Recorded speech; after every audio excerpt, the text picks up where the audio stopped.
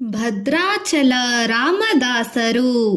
ದೇವರ ಕೃಪೆ ದೊರೆತರೆ ಇತ್ತ ರಾಮದಾಸರು ಆನಂದದಿಂದ ದಿನದಿನವೂ ರಾಮೋತ್ಸವವನ್ನು ಮಾಡುತ್ತಿದ್ದರೆ, ಅತ್ತ ಗೋಲ್ಕಂಡದಲ್ಲಿ ಭದ್ರಾಚಲದಿಂದ ಕಂದಾಯದ ಹಣ ಏಕೆ ಬರಲಿಲ್ಲ ಎಂಬ ಯೋಚನೆ ಹುಟ್ಟಿತು. ಅಕ್ಕನನ್ನು ಅಳಿಯನಿಗೆ ಮಗು ಕಂದಾಯದ ಹಣವನ್ನು ಏಕೆ ಕಳುಹಿಸಿಲ್ಲ? ನವಾಬರಿಗೆ ತಿಳಿದರೆ ಕೋಪಗೊಳ್ಳುವರು. ಆದ್ದರಿಂದ ಒಡನೆ ಹಣವನ್ನು ಕಳುಹಿಸು ಎಂದು ಪತ್ರ ಬರೆದನು. ರಾಮದಾಸರು ಅದಕ್ಕೆ ಉತ್ತರವಾಗಿ, ಹಣವೆಲ್ಲವನ್ನು ಶ್ರೀರಾಮಚಂದ್ರನ ಗುಡಿಯನ್ನು ಕಟ್ಟಲು ಬಳಸಿದ್ದೇನೆ. ದೇವರ ಕೃಪೆ ದೊರೆತರೆ ಈ ಭೂಮಿಯ ಮೇಲಿರುವ ರಾಜನ ಕೃಪೆಯು ಆಗುತ್ತದೆ ಎಂದು ಬರೆದರು. ಈ ಸಮಾಧಾನದ ಮಾತುಗಳನ್ನು ಓದಿಕೊಂಡು ಅಕ್ಕನ್ನ ಗಡಗಡ ನಡುಗಿದ. ಇತ್ತ ರಾಮದಾಸರಿಗೂ ಭಯವಾಗದೆ ಹೋಗಲಿಲ್ಲ. ಅವರು ತನ್ನ ಶ್ರೀರಾಮಚಂದ್ರನನ್ನು ಕುರಿತು, ಮುರಿಪೇತೋ ಮುತೋ ನಾ ಸ್ವಾಮಿ ನೀವಿನಿ ಮುದುಗೋ ತಿಳಿಸಿತಿ ರಾಮ ಮುರುವಕ್ಕ ಈಕನಾಭಿಮಾನ ಮುಚುನಿ ಮುರುಗು ಬೋಚಿ ತಿನಿ ರಾಮ. ಅರ್ಥ: ರಾಮ ನೀನು ನನ್ನ ಸ್ವಾಮಿ ಎಂದು ಈಗಾಗಲೇ ನಾನು ಅಕ್ಕರೆಯಿಂದ ತಿಳಿದಿದ್ದೇನೆ. ಇದನ್ನು ಮರೆಯದೆ ನನ್ನ ಮೇಲೆ ಅಭಿಮಾನವನ್ನು ಇಟ್ಟುಕೋ. ನಿನ್ನ ಮೊರೆ ಹೊಕ್ಕಿದ್ದೇನೆ ರಾಮ ಎಂದು ಬೇಡಿಕೊಂಡರು. ರಾಮದಾಸರು ಸರ್ಕಾರದ ಹಣವನ್ನೆಲ್ಲ ಗುಡಿಯನ್ನು ಕಟ್ಟಿಸುವುದಕ್ಕಾಗಿ ಬಳಸಿಕೊಂಡರು ಎಂಬುದು ತಾನೀಶಾನಿಗೆ ಗೊತ್ತಾಯಿತು. ಆತನು ಕೋಪದಿಂದ ಕುರುಡನಾಗಿ, ಈಗಲೇ ಹೋಗಿ ಆ ಗೋಪನ ಎಂಬುವನನ್ನು ಕೈಗೆ ಕೋಳುಗಳನ್ನು ಹಾಕಿ ಎಳೆತನ್ನಿ ಎಂದು ಇಬ್ಬರು ರಾಜದೂತರನ್ನು ಆಟಿಸಿದನು. ಅವರು ಭದ್ರಾಚಲಕ್ಕೆ ಬಂದು ರಾಮದಾಸರಿಗೆ ನವಾಬನ ಅಪ್ಪಣೆಯಂತೂ ತಿಳಿಸಿದರು. ಯಮದೂತರಂತೆ ಇದ್ದ ಅವರನ್ನು ಕಂಡು ರಾಮದಾಸರು, ಅಕಟಕಟ, ನನ್ನನ್ನು ರಕ್ಷಿಸುವುದಕ್ಕೆ ರಾಮಚಂದ್ರನು ಬೇಗ ಬರಬಾರದೆ ಎಂದು ಅಂಗಲಾಚಿದರು. ಇಲ್ಲಿಂದ ಮುಂದೆ ಅವರ ಬಾಯಿಂದ ರಾಮಕೀರ್ತನೆಗಳು ತಾವಾಗಿ ಹರಿದು ಬಂದವು. ಅವೆಲ್ಲವೂ ತೆಲುಗಿನಲ್ಲಿವೆ. ಅವು ಬಹು ಸುಂದರವಾಗಿದೆ. ಅವುಗಳನ್ನು ಭಕ್ತಿರಸದಲ್ಲಿ ನೆನೆದ ಕಲ್ಲು ಸಕ್ಕರೆ ಎಂದು ವಿದ್ವಾಂಸರು ಬಣ್ಣಿಸಿದ್ದಾರೆ. ರಾಮದಾಸರು ಕೀರ್ತನೆಗಳನ್ನು ಹಾಡುತ್ತಾ ಹೋದರು. ರಾಜದೂತರ ವಶವಾದರು. ದೂತರು ಅವರ ಕೈಗೆ ಕೋಳುಗಳನ್ನು ತೋಡಿಸಿ ದರ ಎಳೆದುಕೊಂಡು ಹೋದರು. ಊರಿನ ಜನರು ಇದನ್ನು ಕಂಡು ಕಣ್ಣೀರಿಟ್ಟರು. ರಾಮದಾಸರು ಇತರರು ಎನಗಿಲ್ಲಯ್ಯ ನೀನೇ ಗತಿಯಯ್ಯ ಎಂದು ರಾಮನನ್ನು ಬೇಡುತ್ತಾ ಗೋಲ್ಕಂಡವನ್ನು ಸೇರಿದರು. ಅಲ್ಲಿ ಅವರನ್ನು ಸೆರೆಮನೆಗೆ ನೂಕಿದರು. ರಾಮದಾಸರು 1674ರಿಂದ 1686ರವರೆಗೆ 12 ವರ್ಷಗಳ ಕಾಲ ಸೆರೆಮನೆಯಲ್ಲಿ ಬಿದ್ದಿರಬೇಕಾಯಿತು. ಅಲ್ಲಿ ರಾಜದೂತರು ಅವರನ್ನು ಪರಿಪರಿಯಾಗಿ ಹಿಂಸಿಸಿದರು. ಚೂಪಾದ ಮೊಳೆಗಳನ್ನು ನಾಟಿದ ನೆಲದ ಮೇಲೆ ಕೂಡಿಸುವವರು, ಚಾಟೆಯಿಂದ ಹೊಡೆಯುವವರು, ಬಿಸಿಲಿನಲ್ಲಿ ಬರಿಮೈ ಮಾಡಿ ನಿಲ್ಲಿಸುವವರು, ಬೆಣಚು ಕಲ್ಲುಗಳ ಮೇಲೆ ನಡೆದಾಡಿಸುವವರು, ರಾಜರ ಹಣವನ್ನು ಕೊಡು ಎಂದು ಕೆನ್ನೆಗೆ ಹೊಡೆಯುವವರು. ಪಾಪ ರಾಮದಾಸರು ಏನು ಮಾಡಬೇಕು? ಒಂದೊಂದು ಸಲ ಒಂದೊಂದು ಬಗೆಯಾಗಿ ಶ್ರೀರಾಮನನ್ನು ಸ್ತೋತ್ರ ಮಾಡುತ್ತಿದ್ದರು. ನನ್ನ ತಪ್ಪುಗಳನ್ನೆಲ್ಲ ಕ್ಷಮಿಸು ಜಗನ್ನಾಥ, ನಿನ್ನವರನ್ನು ರಕ್ಷಿಸುವು ಎಂದು ಬೇಡುವರು. ಏನು ರಾಮ, ನನ್ನಲ್ಲಿ ಏನು ತಪ್ಪಿದೆ ರಾಮ ಎಂದು ಧೈರ್ಯವಾಗಿ ಕೇಳುವರು. ನಾನು ಏನು ಮಾಡಲಿ? ನಾನು ಎಷ್ಟು ಬೇಡಿದರೂ ನೀನು ಬರದೇ ಇರುವೆನಲ್ಲ ಎಂದು ಕಣ್ಣೀರು ಹಾಕಿ ಸುರಿಸುವವರು. ತಪ್ಪು ಮಾಡಿದ ನಿನ್ನ ಭಕ್ತ ಹೀಗೆ ಅತ್ತರೆ ನಿನಗೆ ಮರ್ಯಾದೆಯೇ ಎಂದು ಹಂಗಿಸುವವರು. ನೀನು ಕೈ ಬಿಟ್ಟರೆ ನಾನು ಯಾರ ಬಳಿ ಹೋಗಲಿ ಎಂದು ಅಂಗಲಾಚಿದರು. ಯಾವುದಕ್ಕೋ ರಾಮನಿಂದ ಉತ್ತರ ಬರಲಿಲ್ಲ. ರಾಮದಾಸರಿಗೆ ಕೋಪ ಬಂತು. ಕೆಟ್ಟ ಮಾತಾಡದ ಹೊರತು ಕೆಲಸ ಕೈಗೂಡದೆಂದು ಅವರು ಭಾವಿಸಿದರು. ತಾವು ಗುಡಿ ಕಟ್ಟಿಸಿದ್ದನ್ನು, ಸೀತಾರಾಮ ಲಕ್ಷ್ಮಣರಿಗೆ ಒಡವೆಗಳನ್ನು ಮಾಡಿಸಿದ್ದನ್ನು ಪಟ್ಟಿ ಮಾಡಿ ಹೇಳಿದರು. ಭರತನಿಗೆ ಪಚ್ಚೆಯ ಪದಕ ಮಾಡಿಸಿದ್ದೆ, 10,000 ರೂಪಾಯಿ ವೆಚ್ಚವಾಯಿತು. ಶತ್ರುಘ್ನನಿಗೆ ಉಡಿದಾರ ಮಾಡಿಸಿದ್ದೆ, ಲಕ್ಷ್ಮಣನಿಗೆ ಮುತ್ತುಗಳ ಪದಕ ಮಾಡಿಸಿದ್ದೆ, ಸೀತಮ್ಮನಿಗೆ ಚಿಂತಾಕುಸರ ಮಾಡಿಸಿದ್ದೆ, ನಿನಗೆ ರತ್ನದ ಸುರಾಯಿ ಮಾಡಿಸಿದ್ದೆ. ಇದಕ್ಕಾಗಿ ನೀನೇನು ಮಾಡಿದೆ? ಕಾಲುಗಳಿಗೆ ಸಂಕೋಲಿ ತೊಡಿಸಿದೆ. ಒಡವೆಗಳನ್ನು ಹಾಕಿಕೊಂಡ ಹೆಂಡತಿ ಮತ್ತು ತಮ್ಮಂದಿರೊಡನೆ ಕುಲುಕುಲು ಓಡಾಡುತ್ತಿವೆಯಲ್ಲ, ಯಾರ ಒಡವೆಗಳವು ರಾಮಚಂದ್ರ ಎಂದು ತಮ್ಮ ಸ್ವಾಮಿಯನ್ನು ಗದರಿಸಿದರು. ಆದರೆ ಒಡನೆ ಶ್ರೀರಾಮನಿಗೆ ಕೋಪ ಬಂದರೆ ತನಗೆ ಏನಾರು ದಿಕ್ಕು ಎಂದು ಕೆನ್ನೆಗೆ ಹೊಡೆದುಕೊಂಡು, ಅಪ್ಪ ಬೈದಾನೆಂದು ಕೋಪಿಸಬೇಡ. ಪೆಟ್ಟು ತಾಳಲಾರದೆ ಬೈದನಪ್ಪ ಎಂದು ಪಶ್ಚಾತ್ತಾಪಪಟ್ಟರು. ಒಂದಲ್ಲ ಎರಡಲ್ಲ 12 ವರ್ಷಗಳ ಕಾಲ ಸೆರೆಮನೆಯಲ್ಲಿ ಬಿದ್ದಿರುವುದು ಎಷ್ಟು ಕಷ್ಟ. ರಾಮದಾಸರು ಹಗಲು ರಾತ್ರಿ ಶ್ರೀರಾಮನನ್ನು ಸ್ತೋತ್ರ ಮಾಡಿದರು. ಇನ್ನೊಬ್ಬರಾಗಿದ್ದರೆ ಎಲ್ಲಿಯ ರಾಮ ಎಂದುಕೊಳ್ಳುತ್ತಿದ್ದರು. ರಾಮದಾಸರು ಹಾಗೆಂದುಕೊಳ್ಳಲಿಲ್ಲ. ರಾಮನು ಬಂದೇ ಬರುವನೆಂದು ನಂಬಿಕೆ ಅವರಿಗೆ ತಪ್ಪಲಿಲ್ಲ. ಒಮ್ಮೊಮ್ಮೆ ಕೋಪದಿಂದ ಅವನೊಡನೆ ಕುಸ್ತಿ ಮಾಡುವರಂತೆ ನೀನು ಹೊಸ್ತಿಲು ದಾಟಿ ಹೋಗುವುದಕ್ಕೆ ಬಿಡುವುದಿಲ್ಲ. ನನ್ನನ್ನು ಕಾಪಾಡಲು ಬಾ. ನೀನು ಹಾಯಾಗಿ ಕುಳಿತಿದ್ದೀಯಾ? ನಿನ್ನನ್ನು ಹಾಗೆ ಕೂಡಲು ಬಿಡುವುದಿಲ್ಲ. ಕೋಪ ಮಾಡಿಕೊಳ್ಳುತ್ತಿದ್ದೀಯಾ? ನಾನೇನು ಹೆದರುವುದಿಲ್ಲ. ನಿನಗೆ ಕೈಲಾಗದಿದ್ದರೆ ನಮ್ಮಮ್ಮ ಸೀತಮ್ಮನಿಗೆ ಹೇಳು, ಆಕೆಯಾದರೂ ಬಂದು ಕಾಪಾಡುತ್ತಾಳೆ ಎಂದು ರಾಮನಲ್ಲಿ ಕೋಪವನ್ನು ಕೆರಳಿಸಲು ಯತ್ನಿಸುತ್ತಿದ್ದರು. ಏನಾದರೂ ಶ್ರೀರಾಮ ಬರಲಿಲ್ಲ. ರಾಮದಾಸರಿಗೆ ಒಂದು ಉಪಾಯ ಹೊಳೆಯಿತು. ತಂದೆಯಾದ ರಾಮನಿಂದ ಕೆಲಸವಾಗಬೇಕಾದರೆ ತಾಯಿಯಾದ ಸೀತಮ್ಮನೇ ಮುಂದೆ ಬಂದು ಮುಂದೆ ತನ್ನ ಸಂಕಟವನ್ನು ಹೇಳಿಕೊಳ್ಳಬೇಕು.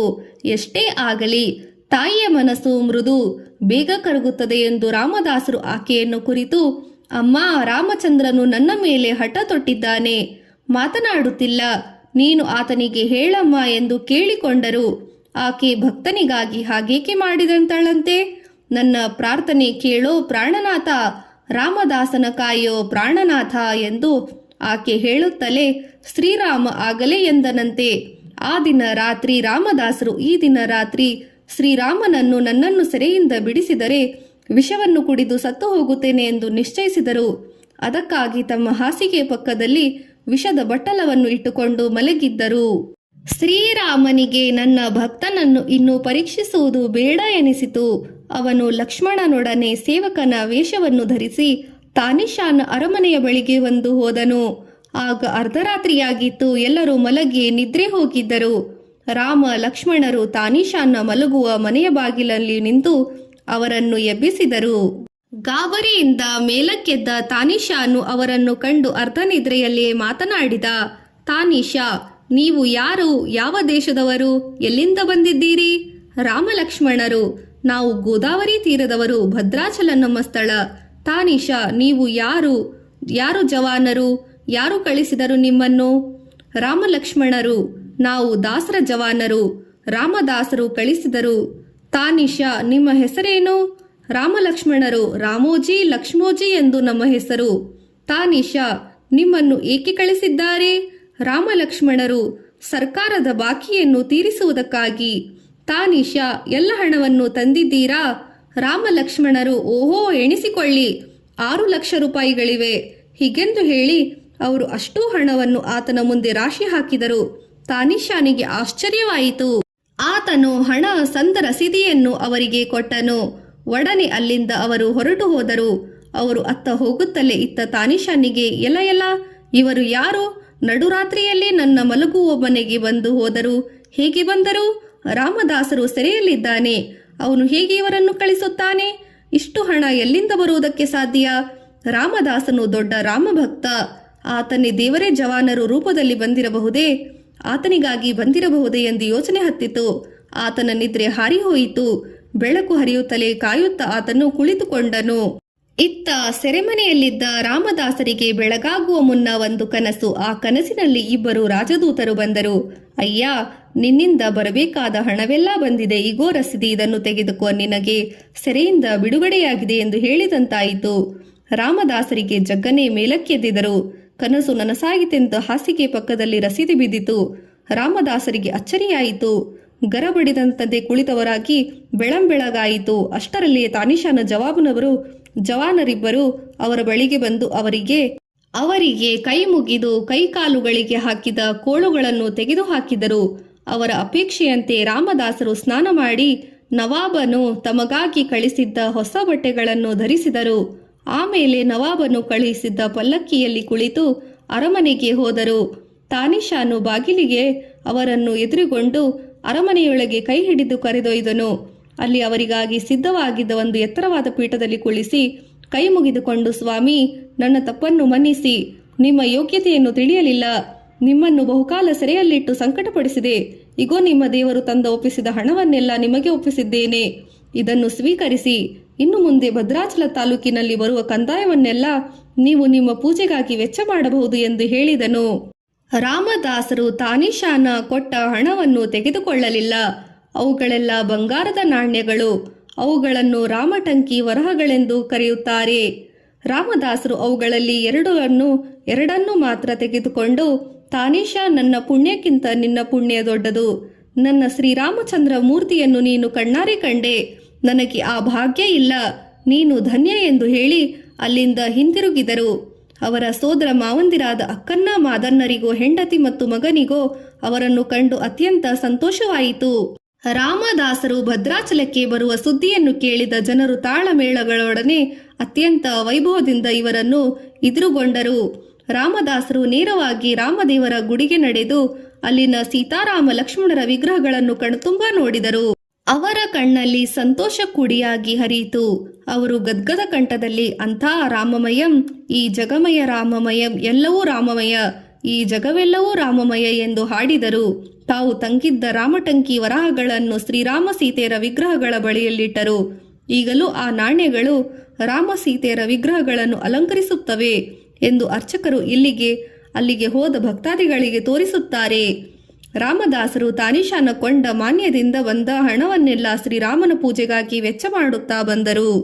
ಕಾಲ ಉರಳಿ ಕಳೆದರು. ಅವರ ಭಕ್ತಿಯು ಶ್ರೀರಾಮಚಂದ್ರನ ಕರುಣೆಯು ದೇಶದಲ್ಲೆಲ್ಲ ಪ್ರಚಾರವಾಯಿತು. ಆಗಿನಿಂದ ಭದ್ರಾಚಲವು ಬಹುದೊಡ್ಡ ಯಾತ್ರಾ ಸ್ಥಳವಾಗಿದೆ. ರಾಮದಾಸರು ದಿನದಿನವೂ ರಾಮೋತ್ಸವವನ್ನು ನಡೆಸುತ್ತಾ ತಮ್ಮ ಬಾಳೆಲ್ಲವನ್ನು ಸವಿಸಿದರು. ಅವರಿಗೆ ಮುಪ್ಪು ಬಂದಿತು. ಅದರ ಜೊತೆಗೆ ಕಾಲಿನ ನೋವು ಗಂಟು ಬಿತ್ತು. ಅವರು ರಾಮದೇವರ ಗುಡಿಗೆ ನಡೆದು ಹೋಗುವುದು ಕಷ್ಟವಾಯಿತು. ಕುಳಿತಲ್ಲಿಯೇ ತಮಗೆ ದರ್ಶನವನ್ನು ಕೊಡಬೇಕೆಂದು ದೇವರನ್ನು ಬೇಡಿಕೊಂಡರು. ಶ್ರೀರಾಮಚಂದ್ರನು ಅವರ ಬಯಕೆಯಂತೆ ಅವರು ಇದ್ದಲ್ಲಿಯೇ ದರ್ಶನವೀಯುತ್ತಿದ್ದನು. ಒಂದು ದಿನ ಅವರು ಹಾಗೆ ಶ್ರೀರಾಮನನ್ನು ನೋಡುತ್ತಾ ತನ್ನ ಕಡೆಗೆ ಉಸಿರನ್ನು ಎಳೆದರು. ಭದ್ರಾಚಲ ರಾಮದಾಸರು ಈಗ ಇಲ್ಲ. ಆದರೆ ಅವರು ಕಟ್ಟಿಸಿದ ಗುಡಿ, ಅವರು ಹಾಡಿದ ಕೀರ್ತನೆಗಳು ಅವರ ಹೆಸರನ್ನು ಇಂದಿಗೂ ಉಳಿಸಿವೆ. ಗೋಲ್ಕೊಂಡ ಕೋಟೆಯಲ್ಲಿ ರಾಮದಾಸರು ಸೆರೆಯಿದ್ದು ರಾಮ, ಸೀತೆ, ಲಕ್ಷ್ಮಣರ ಪೂಜೆ ಮಾಡುತ್ತಿದ್ದ ಸ್ಥಳ ಎಂದು ಒಂದು ಸ್ಥಳವನ್ನು ತೋರಿಸುತ್ತಾರೆ. ಅಲ್ಲಿ ಈಗಲೂ ಪೂಜೆ ನಡೆಯುತ್ತದೆ. ಆ ರಾಮಭಕ್ತರ ಹೆಸರನ್ನು ಹೇಳುವುದು ಪುಣ್ಯಕರ. ನಾವು ಅವರ ಹೆಸರನ್ನು ಹೇಳಿ ಪುಣ್ಯವಂತರಾಗೋಣ.